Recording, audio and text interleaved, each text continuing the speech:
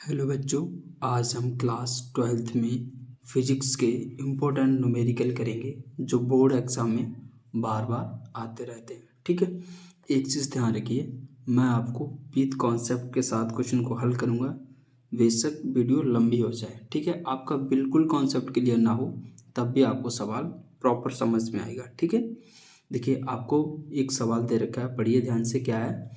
दिए गए पर्वत में धारा आई का मान ज्ञात कीजिए। ठीक है, आपको एक पर्वत दे रखा है ये वाला। ठीक है, इसमें ये धारा आई है, इसका मान आपको ज्ञात करना है। देखिए, धारा आई का मान ज्ञात करने से पहले एक कॉन्सेप्ट सीख लीजिए, आप तुरंत अपने आप ही ज्ञात कर लेंगे, मेरी आवश्यकता भी नहीं पड़ेगी आपको। मैंने आपको नोट करके पहले ही लिख लिया है। देखिए, किरचॉफ का प्रथम नियम, ये क्या होता है? कोई भी संधि, ठीक है, संधि का मतलब जंक्शन, किसी भी संधि पर धाराओं के बीजगणितीय योग कैसा होता है? बराबर।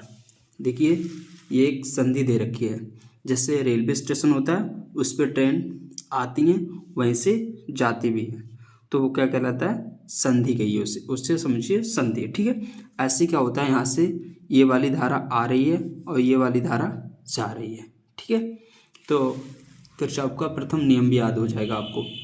किसी भी संधि पर मिलने वाली धाराओं के बीजगणितीय योग कैसा होता है? शून्य होता है। ठीक है, या फिर इसे गणितीय रूप में कैसे लिखते हैं? सिग्मा आई बराबर 0। ठीक है, सिग्मा आई बराबर 0 कहने का सिग्मा का मतलब क्या है? यहाँ पर धाराओं का योग। या अब देखिए, हम सवाल करेंगे तो हम जो धाराएं कौन सी धनात्मक लेंगे, कौन सी ऋणात्मक लेंगे, कैसे पता करेंगे? देखिए, केंद्र की ओर आने वाली धाराएं, जो केंद्र की ओर आएंगी, संधि के केंद्र की ओर आएंगी, वो वाली धारा आपको धनात्मक लेनी है। और केंद्र से बाहर जाने वाली धाराएं, जो केंद्र से बाहर जाएंगी, वो वाली धाराएं आपको ऋणात्मक लेनी है। एक साथ ही साथ समझिए, कभी कभी आपसे ऑप्शन में पूछ सकता है, जो किरचॉफ का प्रथम नियम होता है आवेश संरक्षण सिद्धांत प्रकार करता है, क्योंकि इस पे जो जितनी धारा आती है उतनी धारा जाती है। ठीक है, इसलिए क्या होता है? आवेश संरक्षण सिद्धांत पर कार्य करता है। अब इस सवाल को करिए हल। ठीक है,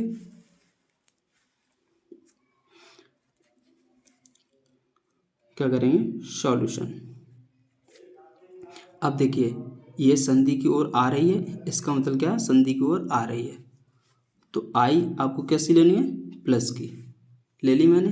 अब देखिए, ये वाली देखिए, ये भी संधि की ओर आ रही है, तो आपको क्या लेना होगा? जो 6 है वो भी प्लस का लेना होगा। 6 एम्पियर है, ये 6 एम्पियर की धारा, 6 एम्पियर की धारा संधि की ओर आ रही है, तो आपको जो 6 है कैसे लेने? प्लस के। ठीक है, आगे देखिए, इसका मतलब क्या है? संधि से बाहर जा रही है, तो आपको जो 3 है वो कैसे लेने हैं? माइनस के। ठीक है, आगे देखिए, यहाँ पर देखिए, ये 3 संधि की ओर जा रही है धारा, तो ये कैसे 3 लेने हैं आपको? प्लस के। ठीक है, अब ये वाला देखिए, ये संधि से कैसे जा रही है? बाहर की ओर जा रही है, तो आप कैसे लेने? ये माइनस के 10। ठीक है, और इनका जो योग है तो कैसा है? 0 के बराबर रख देंगे।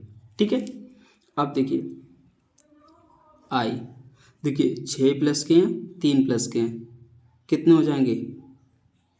6 और 3 9 प्लस के। ठीक है, अब देखिए, माइनस के 3 माइनस 10 हैं, तो माइनस माइनस जुड़ जाएंगे, कितने हो जाएंगे? 13। ठीक है, बराबर 0।